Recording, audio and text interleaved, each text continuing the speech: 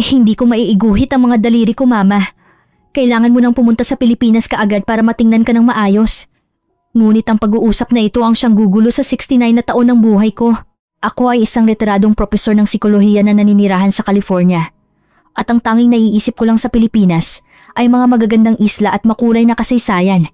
Bakit ba ang bansang ito ay naging isa pang tahanan sa aking puso? At bakit ba ang manugang kong Pilipino na dati nilayuan ko ay naging isa sa pinakamahalagang tao sa buhay ko? Ngayon, ikukwento ko ang istorya ng isang hindi inaasahang regalo na dinala ng sakit. Halika, sabay nating lakbayin ang kwento. Ako si Linda Harper. Isang propesor ng psikolohiya na mahigit 30 taon nang naninirahan sa Laguna Beach, California. Isang tahimik na baybaying bayan. Nagturo ako ng psikolohiya sa isang prestihiyosong universidad, nakalimbag ng 6 na libro, at nabuhay sa aking sariling paraan sa kabila ng 2 diborsyo. Ganyan ako. Ang araw na iyon ay humigit kumulang 2 buwan pagkatapos ng aking 69 na kaarawan. Pagkagising ko sa umaga at nang subukan kong uminom ng kape, ayong gumalaw ng mga daliri ko. Sa simula, inisip ko na isa lang itong arthritis na kasama ng edad. Madalas itong mangyari sa aming pamilya, kaya hindi ko masyadong sineryoso. Ngunit sa kinabukasan at sa mga sumunod na araw, hindi bumuti ang mga sintomas. Labis akong mapag-alaga sa aking kalusugan. Gumigising ako tuwing alas 5 ng umaga para mag-yoga. Puro natural na pagkain na ang kinakain. At 2 beses sa isang taon ay hindi ako lumiliban sa full body check-up. Pinagtatawanan nga ako ng mga kaibigan ko. Si Linda, maglalaro pa rin ng tennis kahit 90 na. Sa kabila nito, biglang dumating ang karamdaman na ito at unti-unting lumamon sa akin mula sa loob. Simpleng arthritis lang yan, gagaling din agad. Araw-araw ay sinasabi ko sa sarili ko sa harap ng salamin sa banyo. Ngunit unti-unting naninigas ang aking mga daliri. Nahirapan ako magbuklat ng pahina ng libro. At naging masakit na ang pagtatype sa keyboard. Sa huling araw ng espesyal na panayam na aking binibigay, 1 beses sa 1 linggo bilang emeritus professor ng universidad, nahulog ko ang marker sa whiteboard. Sa harap ng 100 estudyante. Ang katahimikan ng sandaling iyon ay naririnig ko pa rin hanggang ngayon. Pagkatapos ng semestre, nagsimula ang winter break. Mayroon akong isang anak na babae, si Emily. Siya ang pinaka-pinagmamalaki ko sa buhay. Ipinanganak ko noong ako'y 20 taong gulang. Nagtapos si Emily ng Harvard University na may mataas na karangalan at naging matagumpay na international patent lawyer. 5 taon na ang nakakaraan. Nakilala niya ang isang lalaking Pilipino at lumipat sa Maynila. Sa simula, tutol ako. Hindi ko maintindihan kung bakit kailangan pang pumunta sa kabilang panig ng mundo ang anak ko na maligayang itinatayo ang kanyang karera sa Amerika. At sa totoo lang, ang bansang Pilipinas ay ang tanging naiisip ko lang ay mga isla at mga resort. Aaminin ko ngayon na naging komplikado ang damdamin ko nang marinig kong magpapakasal ang anak ko sa isang Pilipino. Mama, napaka-safe at convenient dito. Mataas din ang kalidad ng buhay. Sana makapunta ka rito balang araw. Sinasabi ni Emily sa bawat video call, ngunit hindi ko kailanman sineseryoso. Noong nakaraang Pasko, nang pumunta ako sa Maynila para bisitahin ang apo kong si Sofia, nanatili lang ako sa hotel at bumisita sa ilang tourist spot. Noong mga panahong iyon, tiningnan ko lang ang Pilipinas bilang isang ordinaryong turistang dayuhan. Ngunit mula sa umaga ng taglamig na iyon, lahat ay tahimik ngunit tiyak na nagsimulang gumalaw.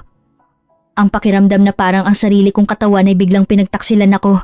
Naranasan niyo na ba ang ganoong pakiramdam kahit 1 beses lang? Iyon ang simula ng aking kwento. 1 buwan nang lumipas mula nang lumabas sa mga sintomas. Hindi lang sumasakit ang mga kasukasuan ng aking daliri, kundi tuwing umaga ay naninigas ang buong katawan ko at kung minsan ay nilalagnat pa ako. Pumunta ako sa isang kalapit na klinika. Ngunit sinabi lang ng doktor na karaniwan lang itong pamamaga dahil sa edad at nagreseta lang ng pain reliever at steroids. Hindi bumuti ang aking mga sintomas kahit uminom ako ng gamot. Sa halip, ay parang lumalala araw-araw. Sa totoo lang, natatakot ako kung sakaling sabihin nila sa akin ng isang seryosong sakit. Sa pag-iisip nito, ayaw kong magkaroon ng lakas ng loob na buksan ang pintuan ng ospital. Isang araw, nang naka-video call ako kay Emily, dumating ang sandaling iyon nang pinag-uusapan namin ang tungkol sa buhay eskwela ni Sofia tulad ng dati. Sinubukan kong itaas ang tasa ng kape ngunit nawalan ako ng lakas sa mga daliri at nahulog ito. Mas masakit ang matalas na tingin ni Emily mula sa screen kaysa sa mainit na kape na tumapon sa aking tuhod. Mama, anong nangyari? Nanginginig ka. Sinubukan kong ngumiti at sabihin na nadulas lang ako. Ngunit parang may napansin si Emily, tulad ng isang inang nagpalaki ng anak. Madalas mo sinasabi na masakit ang mga kasukasuan mo nitong nakaraan. Sabi mo rin masakit ang ulo mo. Sa totoo lang, nag-aalala ako. Nakapunta ka na ba sa doktor? Oo naman, nakapunta na ako. Sabi nila ay sintomas lang ng edad. Sabi ko, isa itong kasinungalingan. Sa katunayan, natatakot ako. Kaya hindi ko kailanman pinatingnan ng maayos sa ospital. Nanahimik sandali si Emily. Parang bumigat ang katahimikan na iyon sa telepono. At pagkatapos, tila naglakas loob siyang sabihin. Mama, bakit hindi ka pumunta sa Pilipinas para magpatingin ng masinsinan? Napakaganda talaga ng medical system dito. Mabilis, tumpak, at mas mura rin ang gastos kaysa sa Amerika. May mga doktor din na nagsasalita ng Ingles sa ospital na pinupuntahan ko. Sa simula, gusto kong pagtawanan ito. Ako, na nagtiwala sa pinakamahusay na pangangalagang medikal sa Amerika sa buong buhay ko, bakit kailangan pang pumunta sa Timog Silangang Asya para magpatingin? Sa mga kaibigan ko, ang medical tourism ay nangangahulugang pumunta sa Mexico para sa murang operasyon. Medyo naiinis ako sa pag-iisip na baka tingnan ako sa ganoong paraan. Ngunit nagpatuloy ang mga sintomas pagkatapos niyon. Ang naging dahilan ay ang araw na natanggap ko ang video ng ika-6 na kaarawan ni Sofia. Sa video na ipinadala ni Emily, sinabi ni Sofia sa kamera, Lola, sana gumaling na agad ang mga daliri mo para makapagpiano ulit tayo. Sa sandaling narinig ko ang mga salitang iyon, humigpit ang aking dibdib at nang mapansin ko, may luha nang dumadaloy sa aking pisngi. Ang awit ng Pasko na tinugtog namin ni Sofia noong nakaraang Pasko ay bumalik sa aking isipan. Kung magpapatuloy ito, baka hindi na ako makapagpiano kasama ang aking apo. Ang takot na iyon ay mas malakas at matalas kaysa sa anumang damdamin na matagal ko nang iniiwasan. Nang gabing iyon, tinawagan ko si Emily. Pupunta ako sa Pilipinas. Tama ka. Kailangan kong magpatingin ng maayos kahit isang beses. Narinig ko ang malalim na paghinga ni Emily sa kabilang linya. Mabuti naman, Mama. Handa ako lahat. Huwag kang mag-alala. Isang linggo pagkatapos, nakasakay na ako sa eroplano patungong Naiya. Sa loob ng 13 oras na flight, patuloy akong nag-iisip. Ito ba ang tamang desisyon? Mahahanap ba ang hindi nakita ng mga doktor sa Amerika sa Pilipinas? Noon, hindi ko pa alam.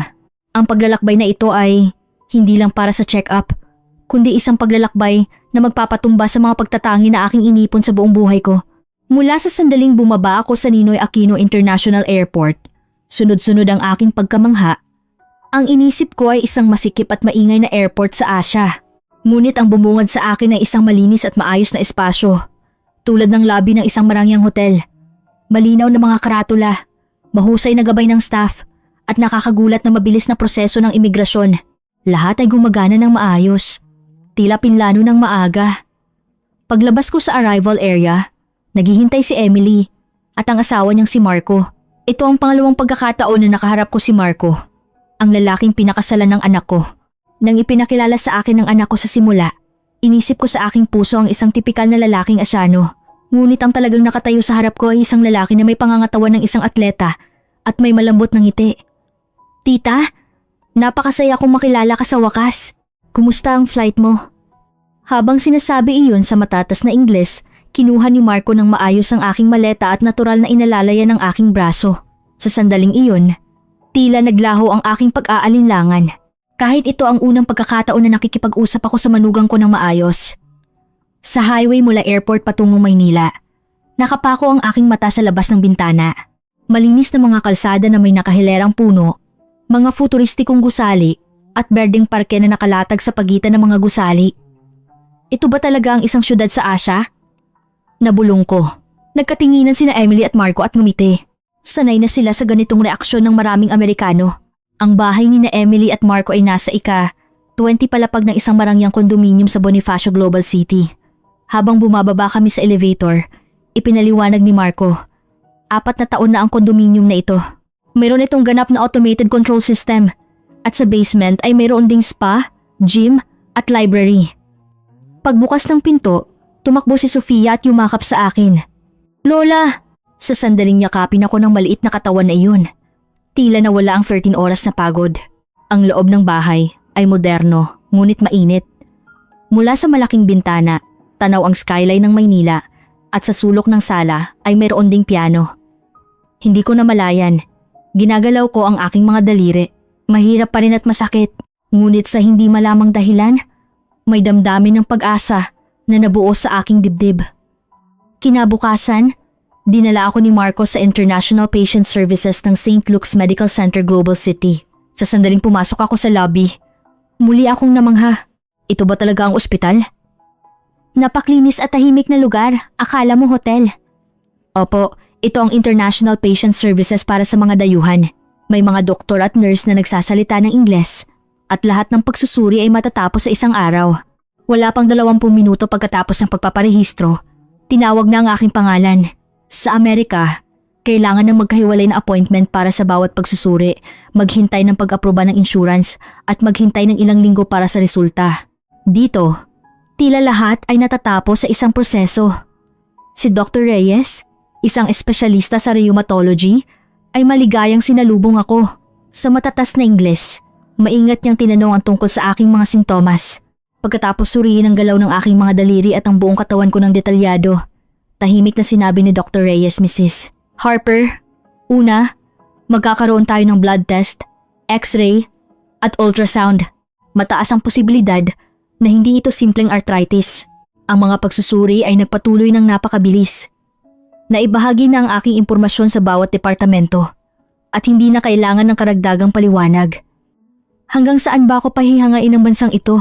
Sa pag-iisip nito, nagtungo ako sa consultation room para sa hapon. Sa hapon, muli kaming nagharap ni Dr. Reyes. Itinuon ni Dr. Reyes ang screen sa akin at maingat na ipinaliwanag ang bawat resulta ng pagsusuri. Mrs. Harper, batay sa mga paunang resulta ng pagsusuri, mataas ang posibilidad na mayroon kayong adult onset Still's disease. Isa itong sakit na hindi ko pa naririnig. Ito ay isang medyo bihirang autoimmune disorder na ang pangunahing sintomas ay lagnat, pananakit ng kasukasuan at pantal sa balat. Ito ay isang kondisyon kung saan ang immune system ay nagkakamali at inaatake ang sarili nitong katawan. Medyo nanginginig ang aking boses. Magagamot ba ito? Sa pamamagitan ng kombinasyon ng tamang gamot at rehabilitasyon, malaki ang pagbuti ng mga sintomas. Bagamat mahirap itong ganap na gamutin, posible itong pamahalaan sa antas na hindi gaanong nakakasagabal sa pang-araw-araw na buhay. Ilang beses na akong nagpa-check up sa Amerika, ngunit walang ni isang doktor ang nagbanggit ng sakit na ito. Paglabas ko sa consultation room, nanatili ako sa sofa sa lobby ng matagal at hindi makagalaw. Sa wakas, ay may pangalan ng aking mga sintomas. Ang ginhawa at ang bigat ng pagharap sa isang panghabang buhay na sakit ay sabay na bumalot sa akin. Nang gabing iyon, nakabaluktot ako sa kama at patuloy na nag-iisip. Sa loob ng mahabang panahon, natatakot akong harapin ang nangyayari sa aking katawan at nagkunwari akong hindi ko ito nakikita. Ngunit ngayon, sa unang pagkakataon, natanggap ko ito bilang isang bagay na may pangalan. Dahil doon, parang gumaan ng kaunti ang aking paghinga. Nang bumangon ako para magbanyo sa gitna ng gabi, may liwanag na lumabas mula sa kusina. Dahan-dahan akong lumapit at nakita si Marco na bukas ang kanyang laptop at abalang nagbabasa ng kung ano. Gising ka pa rin? Nang tawagin ko siya, nagulat si Marco at tiningnan ako. Tita, sa totoo lang, nagre-research ako tungkol sa adult onset Still's disease. Nangongolekta ako ng mga English materials para makakuha ka pa rin ng tamang treatment pagbalik mo sa Amerika. Sa sandaling narinig ko ang mga salitang iyon, may mainit na damdamin ang bumalot sa aking dibdib. Ang taong ito ay nagbukas ng laptop at nagre-research mag-isa sa gitna ng gabi para sa akin. Walang sino man sa aking mga dating asawa sa Amerika ang nag-alala sa akin ng ganito. Salamat Marco. Sa unang pagkakataon, galing ito sa puso ko. Kinabukasan, nagsimula ang aktual na treatment. Kasabay ng pag-inom ng gamot, kailangan kong mag-rehab araw-araw sa ospital. Pagkatapos ng isang linggo, medyo gumagalaw na ang aking mga daliri. Bahagyang gumaan ang paninigas sa umaga at nabawasan din ang bilang ng pagkakaroon ng lagnat.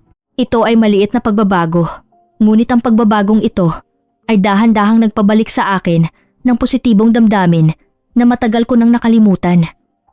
Isang umaga, sinabi sa akin ng aking physical therapist, Mrs. Harper, napakaganda ng reaksyon mo. Kung ganito ang pace mo, mas kagaan ang pang-araw-araw mong galaw. Sa mga salitang iyon, Hindi ko na malayan. Naluluha ako. Baka makapagpiano ulit ako kasama si Sofia. Sa pag-iisip pa lang nito, tila may maliit na apoy ang sumindi sa loob ng aking katawan. Isang umaga, 2 linggo pagkatapos ng treatment, gumising ako sa sikat ng araw na tumatagos sa bintana. Hindi ko na malayan. Binuksan ko ang aking mga daliri at malinaw na iba ito sa kahapon. Hindi na wala ang sakit. Ngunit ang matalim na pakiramdam na parang may humihila ay nabawasan ng malaki. Pagkatapos maghilamos sa banyo at papunta sa kusina, may hindi inaasahang eksena ang bumungad sa akin. Si Marco, nakasuot ng apron, abalang naghahanda ng kung ano. Marco, gising ka na pala? Nang mapansin ako, ngumiti si Marco. Anong niluluto mo? Nang ituro ko ang mga pagkain sa mesa at magtanong, medyo nahihiyang sumagot si Marco. Ngayon po ang simula ng 3 linggo ng treatment, kaya naghanda ako ng espesyal na almusal. Ito ay mga pastillas de leche mula sa Batangas. Padala po ito ng aking ina. Sabi niya ay maganda raw sa kasukasuan. Ang katotohanan ng aking biyenan, na nakatira sa malayo at hindi ko pa nakikita, ay maingat na nagbalot ng tradisyonal na matamis. At ipinadala para sa kanyang manugang na dayuhan, ay dahan-dahang tumimo sa aking puso. Maraming salamat, Marco. Ang salamat na ito ay medyo iba sa noong nakaraang gabi. Hindi ito dahil sa pagpipigil, kundi galing sa kaibuturan ng aking puso. Nang hapong iyon, pagkatapos ng rehab at papunta sa exit ng ospital, si Marco ang naghihintay, hindi si Emily. May bigla ang trabaho si Emily sa opisina, kaya ako ang sumama. Kung okay lang po sa inyo, may gusto akong puntahan saglit. Dinala ako ni Marco sa isang komunidad para sa mga dayuhan na nasa isang tahimik na bayan sa Alabang. Dito po, tuwing Martes, nagkikita-kita ang mga dayuhan na naninirahan sa Pilipinas. Isa itong lugar kung saan nagtitipon para uminom ng kape, matuto tungkol sa kulturang Pilipino o maglakbay. Mayroon din silang espesyal na programa sa rehabilitasyon para sa mga taong may problema sa kasukasuan tulad mo, tita. Ipinakilala ako ni Marco kay Carol, isang 63 taong gulang na American volunteer na naroroon. Sabi niya ay sinundan niya ang pamilya ng anak niya sa Pilipinas. 2 taon na ang nakakaraan at nanirahan na sa Maynila. Linda, napakaganda talaga na pumunta ka rito. Sa simula, nahirapan din ako mag-adjust. Ngunit ngayon, mas komportable ako kaysa sa Amerika. Malaki rin ang pinagbago ng mga kasukasuan ko simula nang pumunta ako rito. Nang magsimula kaming mag-usap ni Carol, hindi na kami tumigil. At nang mapansin ko, 2 oras na ang lumipas. Sa panahong iyon, tahimik na naghanda si Marco ng kape para sa amin at sumundo nang dumating ang oras. Sa loob ng kotse pa uwi, bigla akong nagtanong, Marco, paano mo nalaman na may ganitong lugar? Nanahimik sandali si Marco bago sumagot. Sa totoo lang po, inire-research ko na po ito bago pa kayo dumating, tita. Mga lugar na makakatulong po para masanay kayo sa Pilipinas. Habang tinitingnan ko ang night view ng Maynila na dumadaloy sa labas ng bintana, tahimik akong umiiyak. Hindi ko inakala na ganito kalalim ang pag-iisip sa akin ng lalaking pinakasalan ng anak ko. Medyo nahihiya ako sa sarili ko na nag-aalala tungkol sa pagkakaiba ng kultura. Habang nagpapatuloy ang treatment, unti-unti kong naramdaman ang syudad ng Maynila sa pang-araw-araw na buhay. Tuwing weekend, 4 kami, Emily, Marco, Sofia, at ako ay bumisita sa Rizal Park. Habang nakasakay sa wheelchair na hiniram ni Marco, sumulong kami sa malawak na birding lugar. At namangha ako na mayroon palang ganito katahimik na lugar sa gitna ng syudad. Ikwinento ni Marco sa matatas na Ingles ang kasaysayan ng Rizal Park at ang mga kwentong nauugnay dito. Muli akong namangha sa lalim ng kanyang kaalaman. Tita, gusto mo bang magkape? May malapit na lumang Filipino coffee shop dito, na popular din sa mga dayuhan. Nagtungo kami sa isang maliit na coffee shop sa bayan malapit sa Rizal Park. Umupo kami sa upuan na tanaw ang tanawin at dahan-dahang uminom ng mainit na kape at kumain ng matamis. Nakaupo si Sofia sa aking kandungan at patuloy na nagsasalita. Nakaupo naman sina Emily at Marco sa harapan at nagkatinginan ng maligaya. Sa sandaling iyon, napagtanto ko, ito ang pamilya. Baka walang perpektong pamilya sa buong mundo. Ngunit ang sandaling ito ngayon ay mapayapa, mainit at totoo sa mid-treatment check-up. Sinabi ni Dr. Reyes, Mrs. Harper, napakaganda ng reaksyon mo sa gamot. Kung ganito ang pace mo, makakapamuhay ka ng walang malaking problema sa pang-araw-araw na buhay sa loob ng 1 buwan. Sa sandaling narinig ko ang mga salitang iyon, Pinigilan ko ang aking luha. Pauwi, biglang bumagsak ang patak na ulan mula sa langit. Nang naguguluhan ako dahil wala akong dalang payong, dumating ang staff ng lobby ng ospital at inalok ako ng payong. Ma'am, gamitin niyo po ito. Maaari niyo po itong gamitin hanggang sa bus stop malapit sa ospital at ilagay sa return box doon. Libre po ito.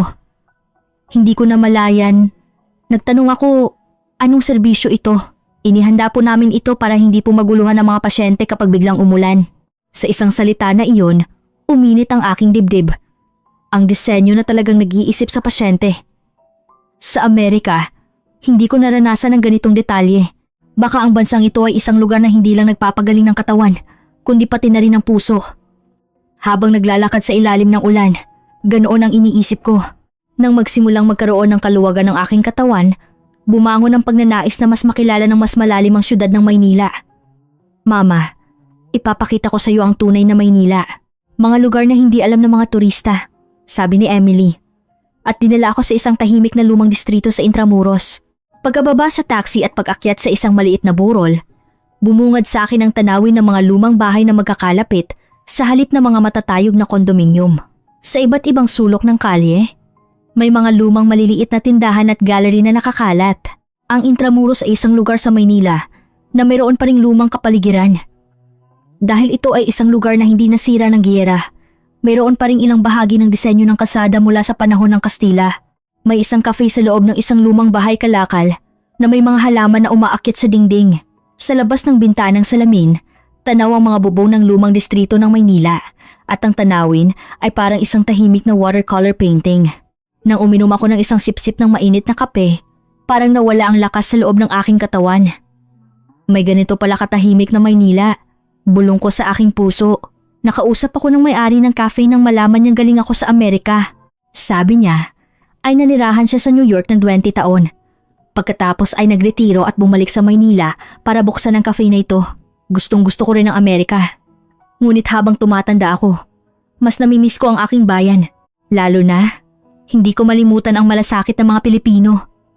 Ang salitang malasakit ay tumimos sa aking puso. Sabi niya ay mahirap itong isalin.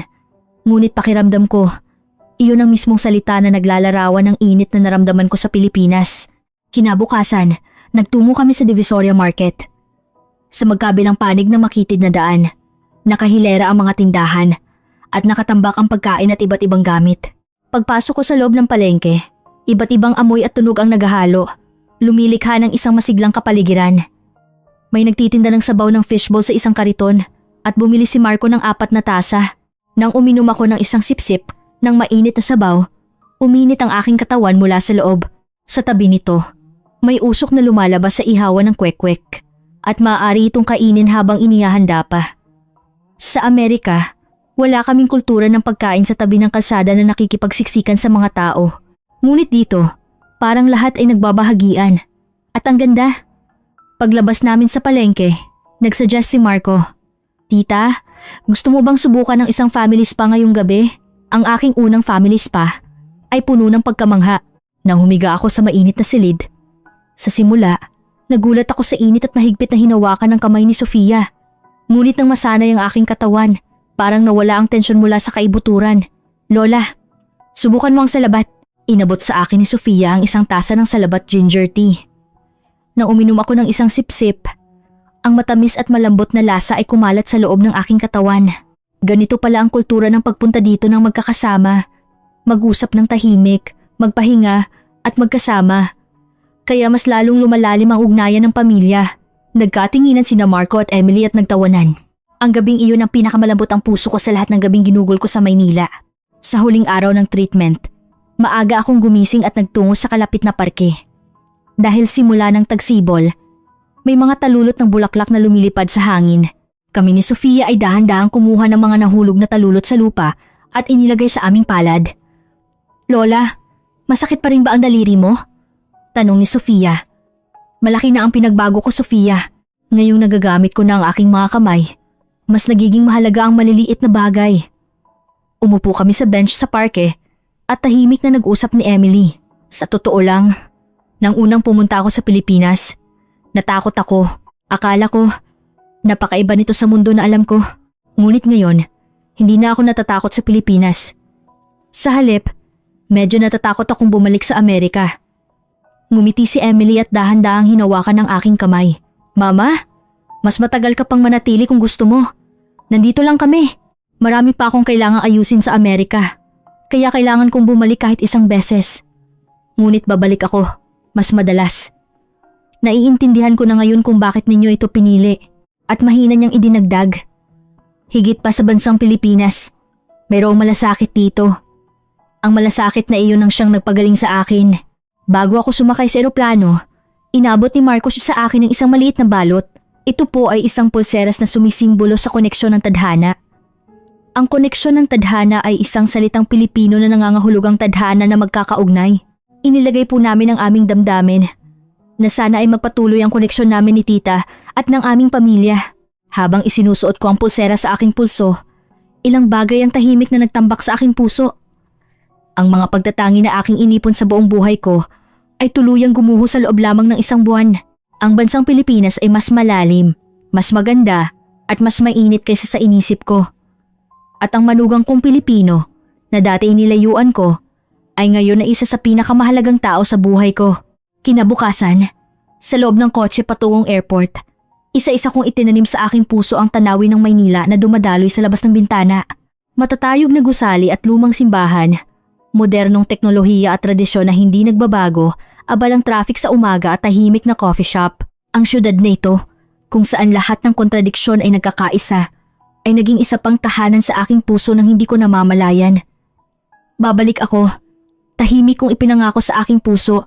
Sa susunod na pagbalik ko, mas marami na akong alam na salitang Filipino. At sa susunod na pagbalik ko, mas bukas ang aking puso. Maraming salamat sa pakikinig hanggang sa huli.